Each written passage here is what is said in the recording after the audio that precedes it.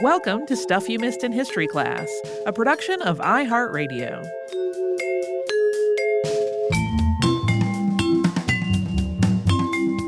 Hello and happy Casual Friday. I'm Holly Fry. I'm Tracy V. Wilson.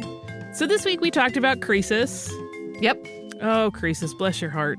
The one thing that I mentioned in the episode that I was kind of saving for this was the discussion of Croesus's son, who had a very mild disability. Which also has kind of a happy ending. We talk about how in the writings of Herodotus, Croesus basically says, like, this kid doesn't even exist to me. He was just mute. There was nothing wrong with him. He just didn't speak.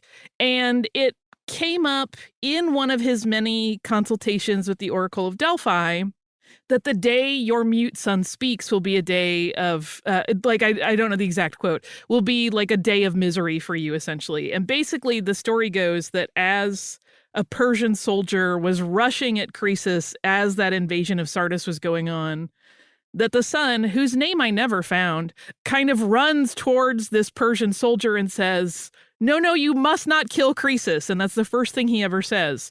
But then he speaks completely normally for the rest of his life, which is just an interesting and weird thing. It's never like contextualized as like what happens to that kid after Croesus's death, or his leaving to go to the land of giants, or his becoming part of the court of Cyrus II. It's just an interesting thing that this character, I'm kind of using air quotes since so much of this is fictionalized and not verifiable, becomes sort of this strange prop where their disability gets used as like part of the oracle story. Yeah. Which is just interesting. And I just wanted to point it out, should anybody go looking for this. Like, obviously, I don't think we need to say like different times. It was clearly different times and things like disabilities were looked at very differently, but also like it becomes a weird thing when you use it and say like, no, but they will also be a harbinger and then their life will seem fine, but there's a lot of mess there.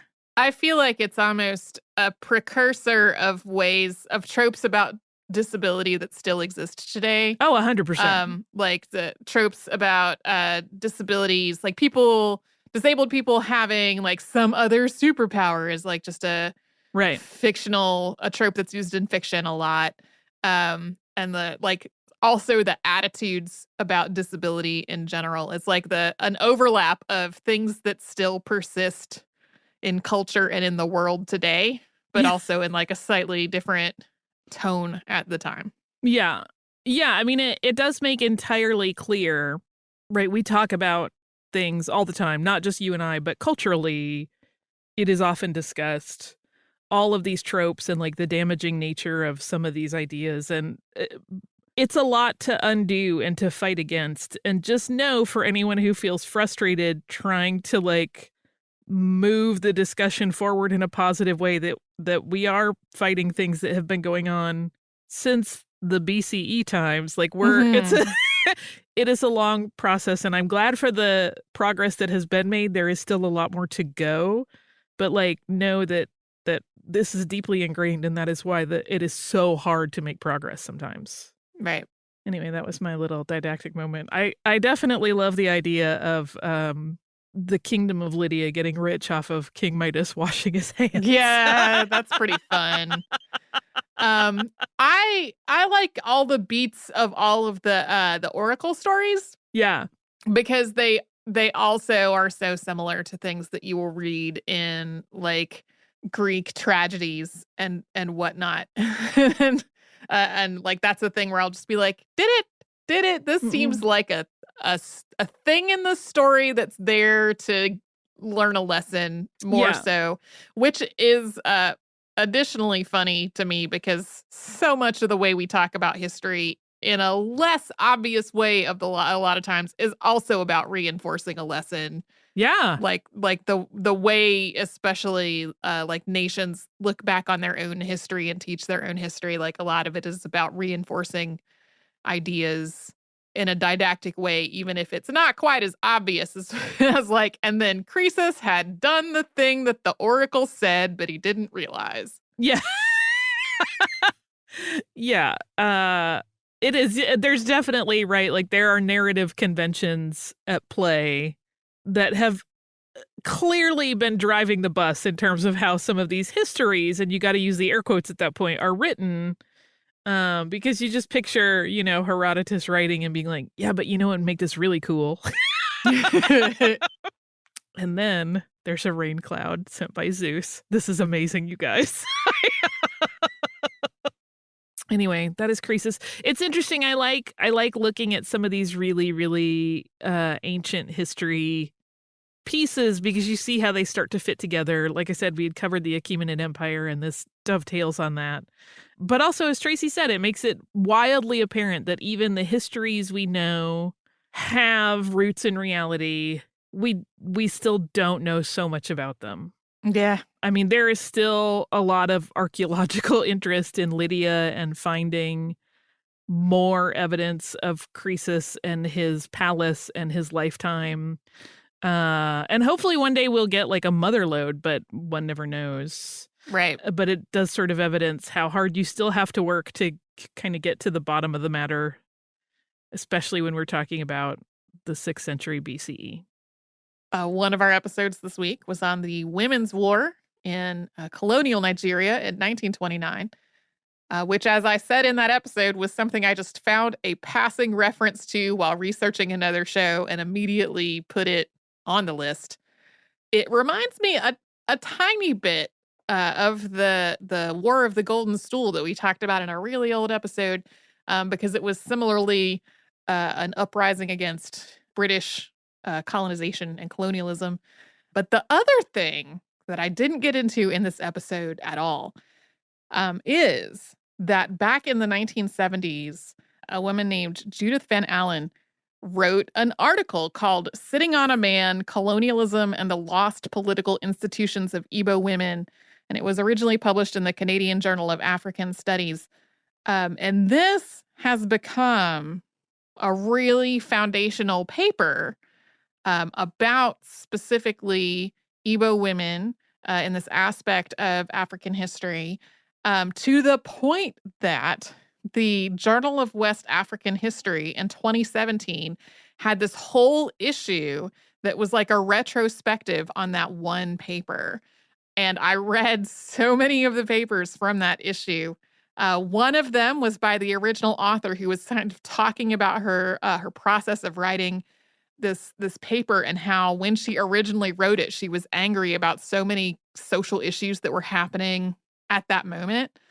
And then another was a really fascinating one by a professor in an African history program talking about how a lot of her students who were like taking their first African history class, a lot of them were like very well-meaning white students who were pursuing this education with the intent of like then going to Africa where they would like help. And the original Sitting on a Man paper being something that like completely shifted their viewpoint from being like, it is the responsibility of white Americans and Europeans to help the people of Africa, to like recognizing that in a lot of ways, colonialism was not helping the people of Africa or the women of Africa. And like the whole paper was about this, like this one paper becoming a light switch moment for generations of students that followed. And I was like, wow, that's how much impact to have in this one paper.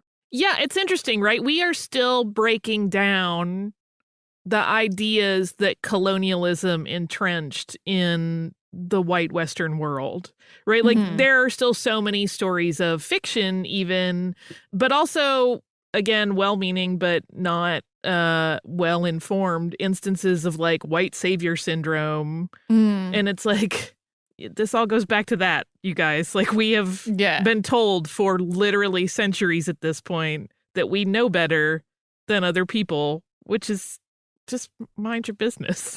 Yeah. Well, and it's is the very blunt and not necessarily informed way to put it either.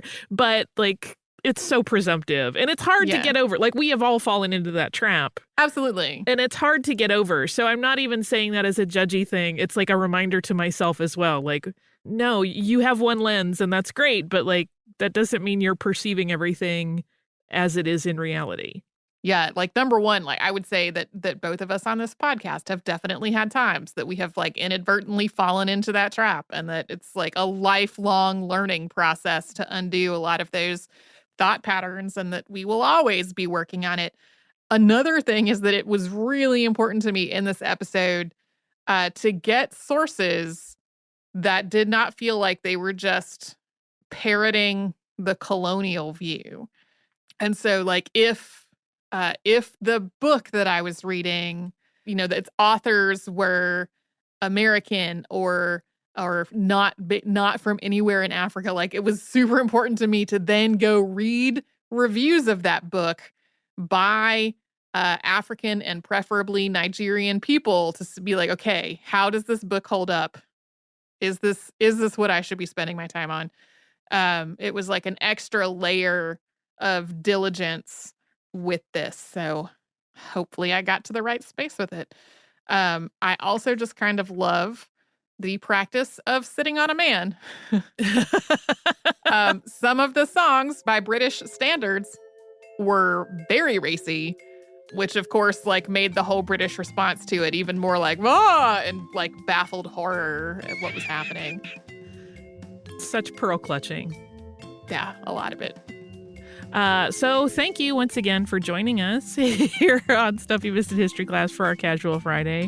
If you would like to write to us, you can do that at historypodcast@iHeartRadio.com. You can find us on social media as Missed in History, and you can subscribe to the show on the iHeartRadio app, on Apple Podcasts, or wherever you listen to podcasts.